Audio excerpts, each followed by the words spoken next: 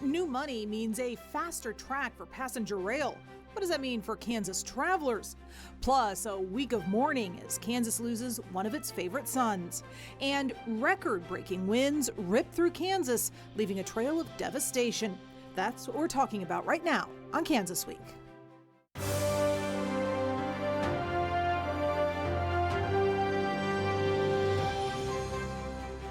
Welcome to Kansas Week. I'm your host, Pilar Pedraza. We begin today with the departure of the Wichita police chief, announced Friday. Gordon Ramsay saying it's all about the family. A Wichita police chief, Gordon Ramsay, said in a memo Friday morning he is leaving the department as of March 1st next year for the betterment of his family. Ramsay posted a public statement to Facebook saying it is with deep appreciation and gratitude that he announces his last day. He added he will miss his friends in the community and is thankful for the outpouring of support and encouragement during his tenure, saying the friends he's made have helped shape him in ways he could never have imagined, and he is better for it. But he said it's time to concentrate on his family. You know, I came here with a young family, and my family is still somewhat young, and I recognize that the days with my kids are numbered because they're growing up so fast. As well as, you know, my wife gave up a lot to come here, and now it's going to be her turn. Career. Ramsay came to Wichita in 2016 from Duluth, Minnesota. He's been a police officer since 1993. The chief did not say anything about his future career plans. And here to discuss this and much more today, we have Adam Strunk, managing editor of the Harvey County Now, and Dr. Russell Arbin-Fox, a political analyst from Friends University. Thank you both so much. And Ramsay has really been this not just the leader of the police force, but a force himself within the city over the last several years. Ramsay arrived at a time when there were a lot of kind of deep, often structural forces within the city building up. You had a lot of issues having to do with race. You had a lot of issues having to do with relationships between the police force and different populations around Wichita. You had increasing concerns about how the city was handling all of these different crises. And Ramsay appeared as someone who might be able to cut through a lot of that tension. The degree to which he was successful obviously is reflected in the fact that there's a lot of different constituencies that have thought very, very highly of him. There's obviously been criticism. There's always going to be criticism of any major figure within the police force of a city like Wichita. But still, by and large, I think he's going to be leaving with a lot of people thinking, wow, he came into a difficult situation and he handled it as well as could be expected, and maybe even moved the ball forward in some important ways, like in terms of cameras on police officers and in terms of reaching out to different marginalized communities and making them feel maybe a little bit better about the police department. Yeah, very good points. Robert Layton, the city manager, releasing a statement saying that they brought the chief in to modernize the force, bring it into the 21st century, both structure-wise and training-wise. They feel that he has really made a good start on that, leaving a base that the next chief can build on. And as you mentioned, some of those issues, racial issues that we have seen both at the beginning and over the last year and a half that the chief has had to deal with in his tenure here, saying that he reached out to underrepresented communities and really kind of gave them a voice that maybe they hadn't had before, and that is a legacy whoever comes next is going to have to fill. Yeah. And I know, Adam, you had talked a little bit about the search and what's going to be necessary for that next chief. Yeah, and I mean, especially when you get a larger and larger department, I think the role is going to be culture. And like that, I think if they want to kind of continue forward progress, they need to find someone who promotes the culture they want to have. Again, yeah, there's a lot of there's always criticism, and there always should be, but there were some of these issues he handled the last few years with some of the protests. I thought that he handled it better than some police chiefs I had seen in other cities, and I think that it would be a good fit to find someone who would kind of continue that culture. I like the way you emphasize the culture of it, because somebody like the police chief has a symbolic role to play as well as an administrative role. And to the extent that there's a critical mass of people that want to see the police in Wichita represent maybe a different cultural reality than was the case before, a more inclusive one that's more sensitive to victims' rights and so forth. The search is going to be trying to put those ideas forward. Absolutely. And certainly the city manager has said that the search will be a very public search. I know there will be a lot of pressure for a lot of transparency on that, and that is something I'm sure we'll be discussing in this show in future episodes. Meanwhile, moving on to the story that's dominated headlines for most of this last week, a massive storm system bringing hurricane-force winds through the state of Kansas. As cleanup continues and the question of paying for that looms, Cake's Trent Bennett looks at the storm as it passed through. Mother Nature wreaked havoc Wednesday on the state of Kansas. This video is from Garden City. You can see the speed and hear the sounds of the brutal winds passing by. And this video from Heston shows a backyard trampoline being picked up and thrown over a family's fence. I don't think this time of year it happens that much. Dylan Irvin of Wichita was working at Hupp Hardware and says from inside the store, he could hear it. I worked in the back a little bit earlier and you kind of hear the doors kind of shake. Winds so wild they ripped the roof right off the Kansas Highway Patrol Training Center in Salina.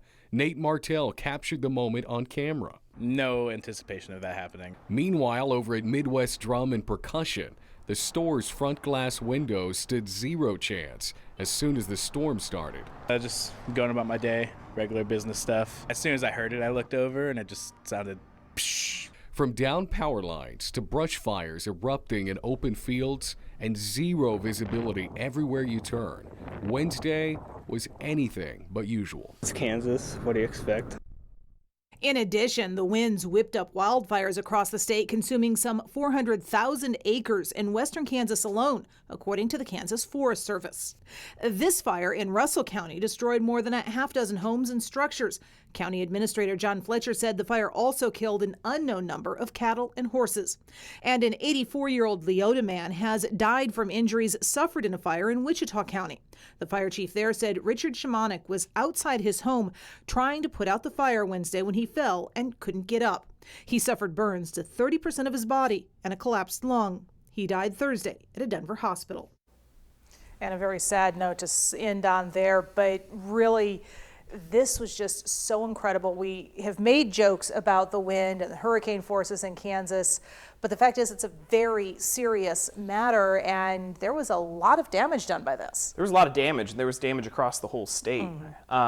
No, and yeah, jokes aside, like it was kind of a big deal. And I mean, it was just such a wide variety of stuff too. Like I think we had an earthquake that started off the day over by like Gypsum, and then of course like the winds and like the sky darkened. Like there were places like some of those videos out of Western Kansas were were incredible to watch. I mean, yeah, a lot of comparisons to the Dust Bowl there. And just weird atmospheric effects. I was out walking our dog with our youngest, and you could smell the smoke in the air.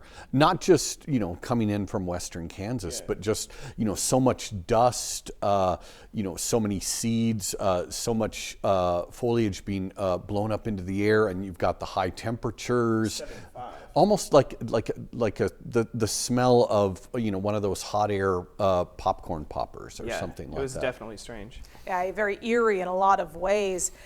Now, as we're looking at the damage, a couple days later, so much damage across the state, from the fires to the car accidents to buildings ripped apart.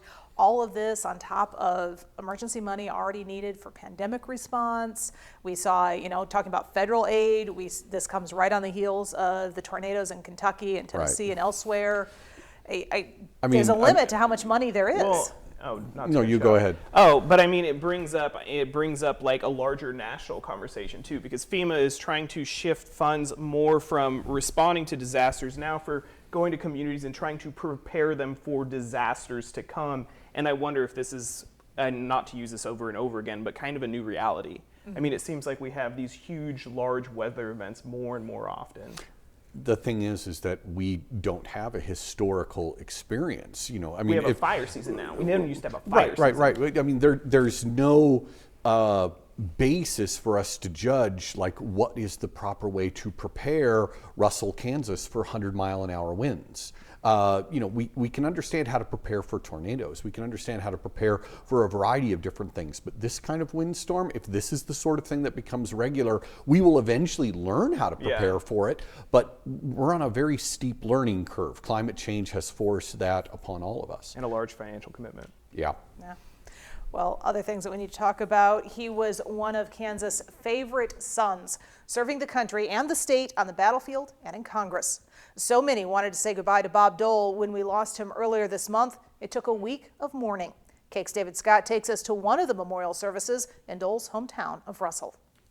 Hundreds of dignitaries, fellow veterans, and longtime hometown friends today honored a lawmaker, war hero, husband, and father. As we gather here today to come together to salute our state's most favored of favorite sons. His disabilities developed his character, it developed an empathy for other people, and he turned his adversities into public service. The people who have followed in Bob Dole's footsteps in Congress today talked about some of his many accomplishments while in office and how he achieved them because of his unequaled charm and integrity. Saving Social Security from bankruptcy, fighting hunger in the United States and abroad, the Americans with Disabilities Act.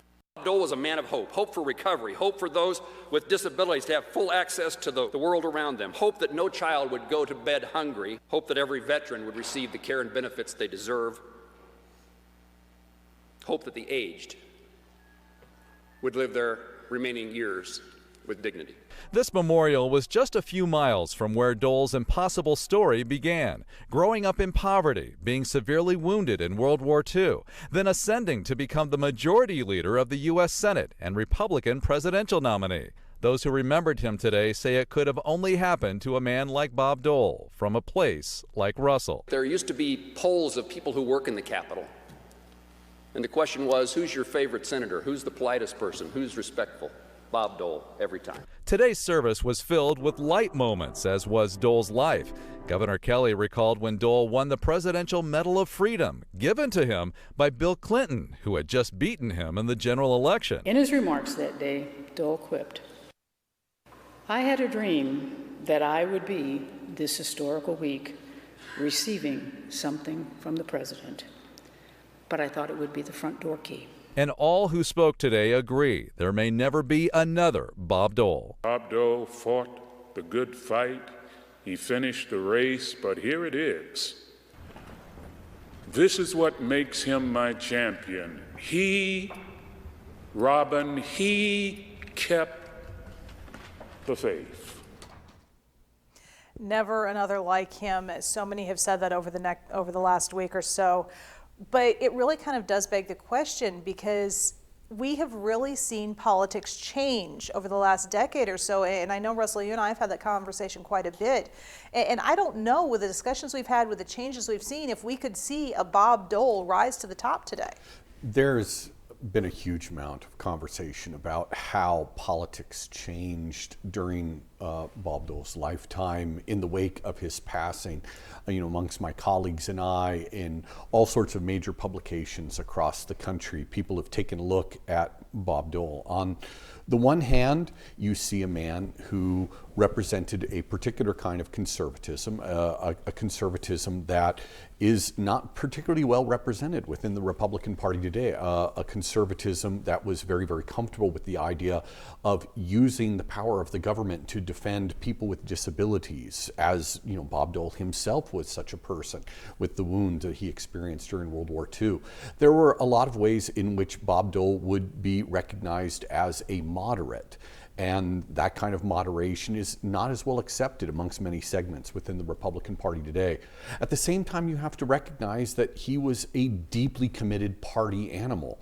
He was someone who was willing to defend his fellow Republicans to the ends of the earth. Up until the day Richard Nixon died, Bob Dole was willing to speak out about how Richard Nixon had been misunderstood and misrepresented. And there was the fact that as Donald Trump rose within the Republican primary and really divided a lot of leading Republicans, including at least one man who's currently a senator from the state of Kansas, Bob Dole lined up behind Donald Trump and supported him all the way through. So he's an interesting mix of the way the party used to be and also the way it has eventually evolved. Maybe in the end, Bob Dole will be seen as kind of an important transition figure, moving from a conservatism that existed in the middle of the 20th century to the conservatism that exists here at the beginning of the 21st. Hey, for you, Adam, what sticks out most about Bob Dole and his legacy for Kansas? Well, I think it is an example he set going forward, and I'm glad you put into that point that he was a very political animal, he was a very party-oriented animal, but at the end of the day, I think it speaks to his legacy that you have Roger Marshall crediting him for Social Security and working for Americans with Disabilities at his funeral, right? Yeah. Even if he was committed to party, there are a lot of parts about his career where he reached across the aisle because he knew that it was good for the country as a whole. And I don't think there has to be, there's such a backlash now against partisanship, which I kind of help add to that backlash. But I do think Americans do respect people who do support a party, but also at the end of the day say, this is what benefits my people, and I am willing to compromise to make that benefit. Let's also emphasize that along with his partisanship, he was deeply institutionalist. Yeah. He really believed in the Senate as a organ of the U.S. government that had a particular important role to play. I'm not sure you get a lot of people in the Senate today who see it as having its own organic interests. They see it as a forum for partisan interests, which he did too, but maybe not as much. Yeah, I think it's a fair statement. And I think it's fair to say that he is not going to be forgotten in Kansas anytime soon. No. All right. No. Well, the head of Amtrak this week had a much simpler message for Congress than the train company has presented for the last 50 years. A simple thank you. It's all about a new law and billions of dollars in aid. But will it help Kansans? For the past 50 years, Amtrak has described to Congress how inner-city passenger rail could substantially benefit the nation if it only received the adequate and reliable funding it needed like other modes. Today, I'd like to say something different. Thank you. That's what Amtrak Executive Director Stephen Gardner told a U.S. House panel this week. He was talking about the $22 billion Amtrak allotment out of the new infrastructure law. It's a third of the money the law provides for passenger rail overall. And Amtrak will also be eligible for competitive grant funding. But that total allotted falls short of what's needed just to pay for the existing passenger rail proposals, like already approved plans to improve the Northeast Corridor in 8 states, which call for $117 billion over the next 15 years. Okay, Adam, this is your bailiwick. Goes right up to Newton. Yeah. It's a big deal for Newton. It's not just a big deal for Newton, it's a big deal for the region. I'd like to impress that. So first off, they're competitive grants, but it seems fairly likely that the connection from Dallas to Newton, that is further along than a lot of other rail lines because there's been so much work the state has done on that. So that is probably going to happen. So that connects the state of Kansas. First of all, Wichita gets passenger rail since the first time since like the 70s. That connects it to the Southwest Chief. So all of a sudden, like you're opening up the entire South of the United States. You're moving people through Chicago. You're moving through Los Angeles, through Newton, through Wichita, down south. But the other thing, which has kind of gotten lost because there's not real strong commitments to it, but should they make that hub, it could change route times. Because right now, like a big holdup to using the Southwest Chief is you have to get on at like 2:30 in the morning, and it's kind of a difficult make. But if they would shift that to like from 6 to 10 at night, that all of a sudden makes passenger rail a whole lot more accessible and could increase ridership. So like I do think that's a big deal for Kansas. And the other thing is some of this extra money. So if you do take the Chief west, sometimes you end up going through like there's chunks of Colorado, New Mexico where they have to drop the speeds, and I mean this could have changed the last couple of years, but they'll drop the speeds down to the 50s because the track isn't in good enough shape. They get those tracks repaired, all of a sudden you're going that 78 miles an hour, and it makes that trip maybe to Santa Fe a little bit nicer. You know, I would be interested on your perspective, since you've studied this a lot more than I have, some of the comments of the Amtrak director talking about how we've been asking for adequate levels of funding, and now with this huge infrastructure bill, all of a sudden that money's on the table. But now that you have the money on the table, you're able to patch a whole bunch of holes, and you're able to start building up on a lot of things that have been in the works. But are those things actually going to have the funding to go forward beyond that? So it's one of these really, really interesting sort of things where you get the money to actually do the sort of thing that you've been talking about for so long. But once you do that thing, are you actually going to have the money to make it competitive, make it efficient, make it actually serve the people? I don't know. Well, I mean, there's the rub, because some of these funding streams kind of back off after a while. So there's a certain amount for the state to help to offset the state's commitment to run it, but then the state might pick that up later. So the state's going to have to make a little bit of a commitment too. But the other thing that I think is really interesting is ridership. And does that Amtrak improvement, we have the trains, does that transition to ridership? Because I mean, we're a car culture, and we've been made into a car culture after decades and decades and decades of highway investment. Yeah. And I mean, we're far behind other countries in train travel, but will we make that switch when that happens, and when we have more access? I think maybe the timing that you talked about, and the cities that it opens up, because I know, like with my family, if we can take the train down to Dallas. Yeah, my sister lives in downtown. We drive down to Dallas right now, rather than fly. Yeah. And taking the train would be a lot more interesting, a lot more fun. We could spend the time with each other instead of... You can play cards, you can hang out. Yeah, you're not worrying driving. Yeah, it's kind of a nice trip when you do take some of those trips. It would be nice. I wonder if, I mean, you talk about how, you would take the train down to Dallas, whereas you drive right now. I mean, that's the sort of thing that's a decision that's made in the context of a whole bunch of different variables. One of those variables is going to be the timing of the train rides. It's going to be the frequency of the train rides. And at the same time, alongside all of this money going to Amtrak, you also have a pretty big chunk of money that's going directly to the same old highway interests, the same old auto-centric interests that we have always seen. Governor Kelly has talked about how, we have $75 billion that is going to be plugged right into this 10-year highway plan. And a lot of that is going to be needed repairs, but I also wonder if a lot of that is going to be actually working against encouraging people to make use of alternative transportation. On the opposite end of that, rising gas prices will probably work for it. Because right now, a lot of people, they don't do it because of the cost of a ticket, but if the cost of the ticket versus the cost of gas to drive down there, that's one of those things that a lot of people weigh. Tickets aren't cheap right now either. Exactly. Yeah, lots of different variables. Yep. So it'll be interesting to see what happens. Ending today on this story, Nebraska this week ending its contract with Kansas' largest foster care provider over concerns it wasn't able to meet the state's standard of care. Noise, an Omaha-based nonprofit news service, reports state officials there and the CEO of St. Francis Ministries have announced a joint agreement to end their contract. Now, St. Francis out of Salina also faces scrutiny in Kansas for financial mismanagement and the sudden departure of its CEO, the Reverend Robert Smith, in November of 2019. The Kansas Reflector reports the Episcopal Church has disciplined Smith for, quote, poor judgment by requiring him to take ethics and fiduciary classes. Smith was behind the contract with Nebraska, signed despite repeated warnings St. Francis would lose millions of dollars. Nebraska had already placed St. Francis Ministries on probation for 5 months over concerns that included illegal caseloads for social workers, as well as questions about record keeping and workforce stability before this new announcement. William Clark, the current CEO of St. Francis, told Noise, if you go back and look at it, have children been mistreated? Have children been lost? Are they being taken care of? Yes, they have. Is there things we could have done better? Yes, there is. And certainly St. Francis Ministries, because of those financial problems, has made a lot of headlines here in Kansas.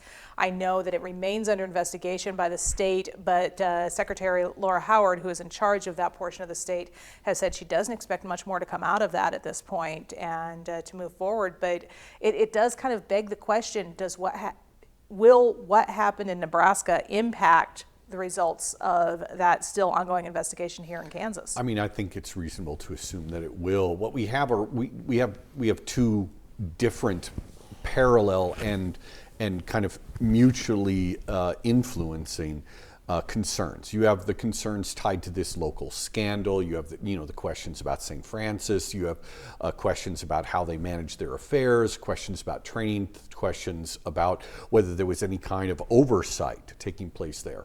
And then you take a look at that and you put it together with the larger concerns that have been going on for years involving Kansas's treatment of foster children, their ability to keep track of all of the different groups that have had contracts with the state to manage some of its foster care, to manage some of its basic welfare needs for a lot of these families that are in desperate straits. It's going to be difficult to figure out how much the small scandal is going to feed into the larger ongoing concern. But I think it'd be ridiculous to pretend that obviously there's going to be a connection there. Well, and I also think there's a question, what happens after? So what happens to Nebraska after? If this would happen to Kansas, what happens after? Because, I mean, in 2013, there was a big push for the state. They were further privatizing kind of the foster care system, but they went from having a bunch of different regional contractors to all of a sudden, like, these big contracts were going into St. Francis, and some of that ecosystem, I mean, they shuttered our Youthville campus in Newton for years and years following that. Some of this ecosystem we had in place that did take care of some of these kids went away. Well, now we have this big provider that's having trouble, so what does that ecosystem look like if that happens? I mean, are we going to be able to provide the services, or how long does it take for us to get up and running or to find other That's places? an excellent observation. You're right, because there were a lot of small operators, working out of individual churches, working out of, different social groups. And many of those, I mean, they simply couldn't compete with the big players. The kind of contracts that they were working out with the state were much more affordable from the state's point of view. Well, and that's the larger piece too. Like, you pay for what you get. And if you're trying to find the person to do the cheapest road construction, maybe your road isn't good enough, but it's different when it's kids too. You're trying to find someone who can take care of kids as cheap as possible. And what we've seen time and time again in Kansas is we've had bad results from that. Yeah. Well, and we are going to leave that there. Thank you both so much, Adam and Russell, for joining me. I've enjoyed our conversation. I hope you have as well. We leave you today with a programming note. You may have heard about PBS Kansas' new building. We're all excited to move in. But due to the need to develop new studios, new sets, and get everything moved over and settled, PBS Kansas is putting Kansas Week on hiatus for the next 3 months. So we hope you have a great holiday, and we'll see you back here in April.